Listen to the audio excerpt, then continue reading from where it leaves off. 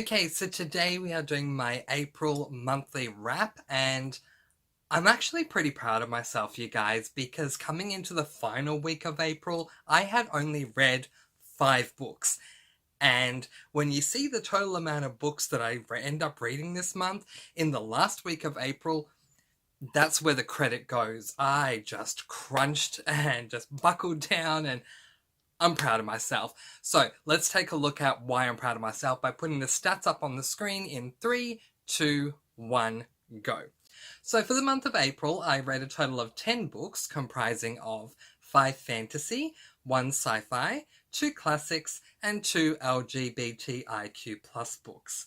For my age groups, I read 3 YA, 6 adult, and 1 middle grade.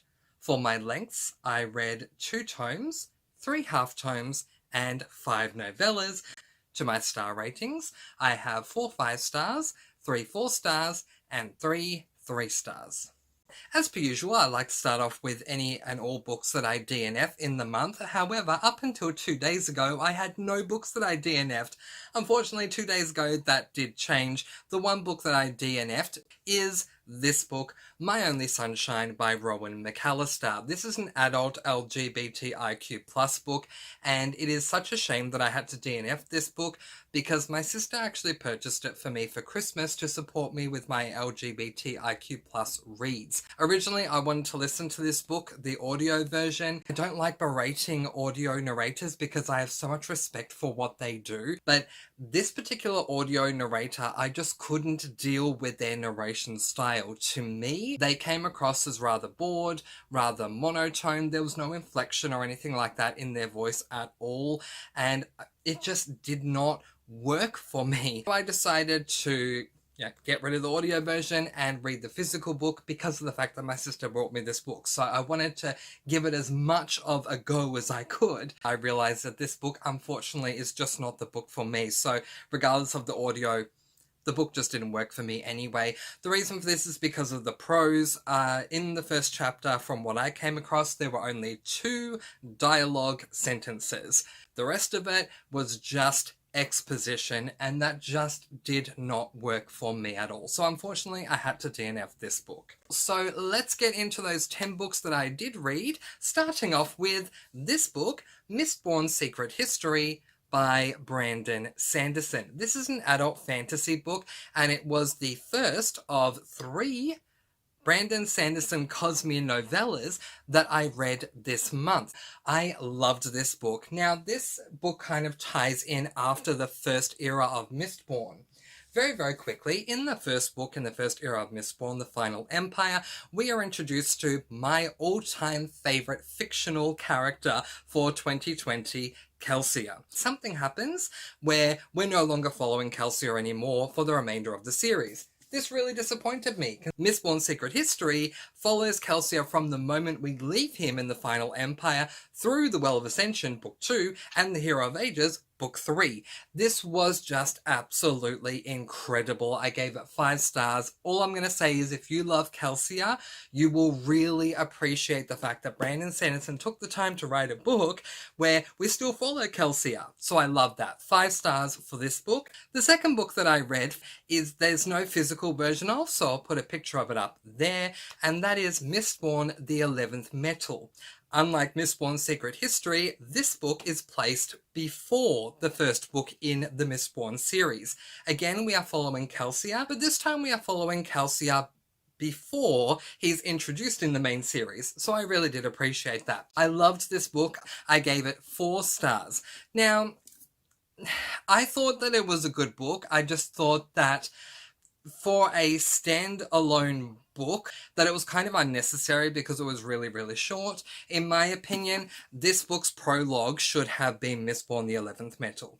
Well, there's no physical version, so nothing for me to put away. This book, Allomancer Jack. Now, Allomancer Jack is a book that takes place during the second era of Mistborn. This is kind of like a prologue to the second era of Mistborn. I started off really enjoying. I loved how it went at the beginning, but by the time I got to the end of the book, I realized that it just really was not the book for me. My biggest problem with this book is that it breaks the fourth wall, and it kind of broke the fourth wall for the entire duration of the book.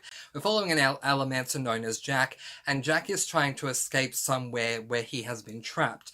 And from the beginning of the book, he keeps referring to the reader. Dear reader, this is what I'm thinking of doing. What do you think I should do? Dear reader, I'm now doing this. Dear reader, do you know that I was doing da da da da? It just kept happening, and that just really ended up annoying me. And I gave this book 3 stars. The next book that I read in the month of April 2021 was this book, the third book in the Keeper of the Lost Cities series, Everblaze. Quite recently, I did a video discussing why I am no longer going to be reading the Keeper of the Lost City series. I love the whole learning that you're a magical person when you didn't know it, and then going off to school to learn about that ability trope. Harry Potter being a massive example of that. And that's what I thought this series was going to be about. It was going to follow our protagonist Sophie as she goes to school every single year, like we do with Harry Potter. But no, after book 1, which we spend a ton of time at the school, in book 2 we spend next to no time at the school, and in book 3 we only spend a little more time than we did in book 2, and I just really feel like Shannon Messenger made the creative choice to kind of phase out the school, known as Foxfire, and this just really disappointed me. I cannot say that I did not like this book, because if I were to judge it objectively, I think it's a good book, and I think that people should read it, but just based on a purely emotional, personal opinion, I just don't want to continue reading this series because the school is being shoved aside, and for me, that was what was drawing me into the series. I ended up giving this book 4 stars as an objective rating. The next book that I read in April was this book, A Curse So Dark and Lonely by Bridget Kemmerer. Unfortunately, as much as I was really eagerly anticipating this book, I felt incredibly let down. So this book follows a girl whose name is Harper, who has cerebral palsy, which I really did appreciate, and I did add a star onto my rating because of the cerebral palsy representation in the book. I thought that was wonderful. But it just didn't work for me. I found this book really boring, to the point that it actually took me an entire week to get through this book because I just wasn't motivated to keep picking it up. I don't necessarily think that it's a bad book. It's very much personal taste. I just didn't enjoy it personally. And I gave it 3 stars. The next book that I read in April was this book, Game Changer by Neil Shusterman. I love this book, Redemption for Neil Shusterman. I read Arc of the Scythe last year, those 3 books. I gave book 1 5 stars, book 2 4 stars, and book 3 2 stars. I end up being so disappointed with Neil Shusterman's 3rd and final book in that series, but he bounced back with this one. In this book, we're following a boy whose name is Ash, who is an American footballer, and he ends up having a concussion, and that concussion knocks him into a different dimension, and he ends up being knocked into a couple of different dimensions along the way throughout this book.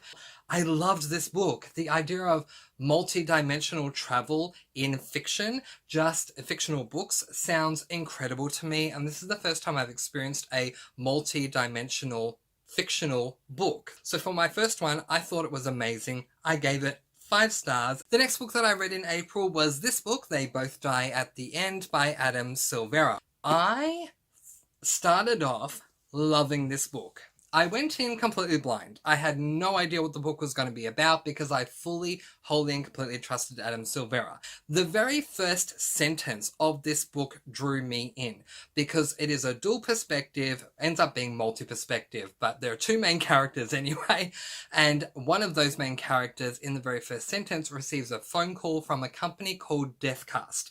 It is very much accepted in this world that Deathcast can predict the future as far as who is going to die within the next 24 hours. So they call people to let them know, I'm so sorry, but somewhere within the next 24 hours you're going to die. So we're just going to give you that heads up. And as I say, it's very much accepted that this is just fact and that's the way it's going to be. However, when I came to find out that what I once thought was a dual perspective ended up becoming a multi-perspective, I started having a ton of issues with this book. Yeah, I ended up being really disappointed by it. I think the ending was done really, really well. Beginning, fantastic. Ending, really brilliantly done. But the middle of this book, it just didn't work for me. On to my classic for April, and my classic that I read this month was this book, Winnie the Pooh by A.A. Milne. This is such a charming, fun, funny, really just a great, all-round, wholesome, fluffy, warm, fuzzy book to read, and I absolutely loved it. I went into this book having seen a lot of Winnie the Pooh stuff. So I've seen a lot of the films that they've brought out. I've seen a lot of episodes of, I think it's called like The Grand Adventures of Winnie the Pooh, whatever it is. So I know the characters really, really well. It was better, I felt.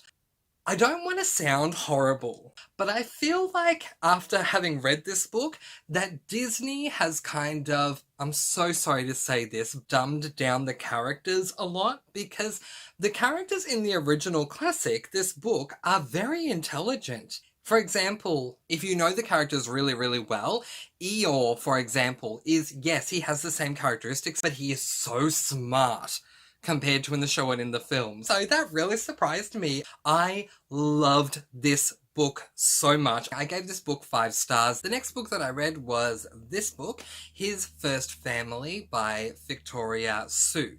Now, this is a companion book to a book that I read in December. This book, His First Christmas by Victoria Sue.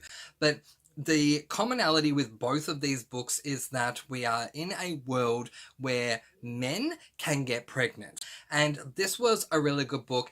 It's very short, so I don't want to say much about it at all other than my thoughts and feelings because I don't want to give anything away. Trigger warning if books that are a little bit graphic at times trigger you, then just be mindful of that. When I say graphic, what I mean is things that might happen under the covers. I did not expect that to be the case because it didn't happen with this one, but it did happen with this one. I don't think that this book should be labelled erotica, but there are just some moments here and there that just kind of come from out of nowhere, and yeah, that was a bit...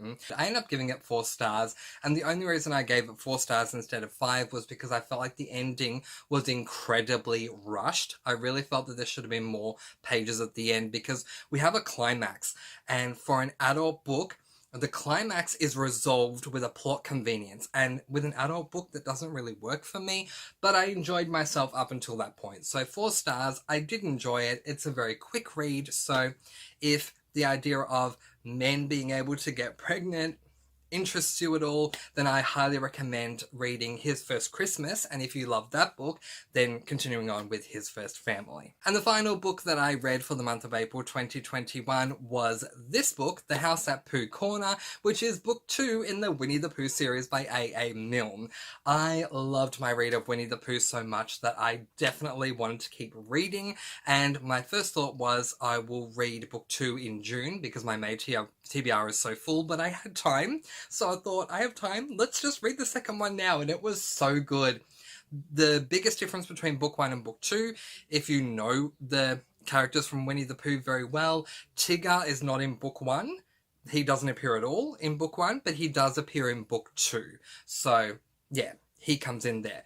But just as witty and charming and warm and fuzzy and joyous a read as book 1, 5 stars. I highly recommend this, you guys. If you've seen anything to do with the visual, like the adaptations to screen or film of Winnie the Pooh, I highly recommend reading the original classics because they are just so much fun. But that is where I am going to leave it. What books did you read this month? Let me know in the comments below.